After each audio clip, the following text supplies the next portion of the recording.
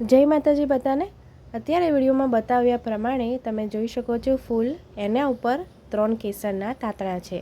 અત્યારે માર્કેટમાં ઘણા બધા કેસર નકલી મળતા હોય છે, તો હવે એને કેવી રીતે ઓળખવું નકલી છે કે અસલી એ આજના વિડીયોમાં જોઈશું। કેસર અસલી છે કે નકલી આ રીતે ઓળખો। કેસર ભોજનનો સ્વાદ, રંગ અને સુગંધ વધારવા ઉપરાંત સ્વાસ્થ્ય માટે પણ અતિ ફાયદાકારક છે।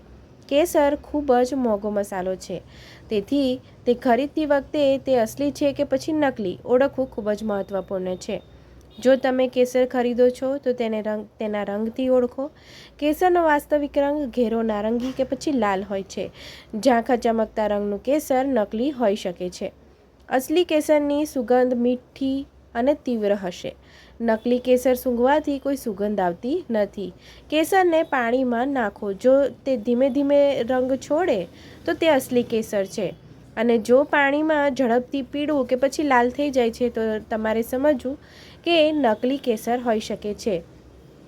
જો કેસરના રેશા લાંબા, પાતળા અને વળેલા હોય તો તે અસલી છે, અને જો ખૂબ જ જાડા અને સીધા હોય તો તે ભેળસેળ હોઈ શકે છે, ભેળસેળયુક્ત હોઈ શકે છે।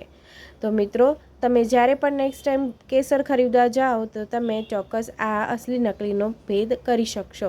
તમારા હાથમાં કેસર દબાવીને જુઓ, અસલી કેસર નરમ હોય છે અને તૂટી જશે। નકલી કેસર સરળતાથી તૂટતું નથી। આ કેસરની કેટલીક લાક્ષણિકતાઓ છે જે આપ અસલી કે નકલી કેસર વચ્ચેની સરખામણી કરી શકો છો। મિત્રો, મારો વિડીયો તમને ગમ્યો હોય તો લાઈક, શેર અને સબસ્ક્રાઈબ કરજો।